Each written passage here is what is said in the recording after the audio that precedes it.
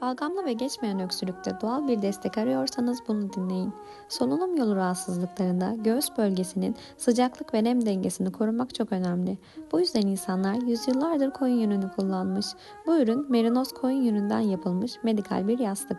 Nefes alabilen, ısı dengeleyen ve ciltle uyumlu bir yapısı var. Üstelik %100 pamuk. Yanında akgünlük sakızı da bulunuyor.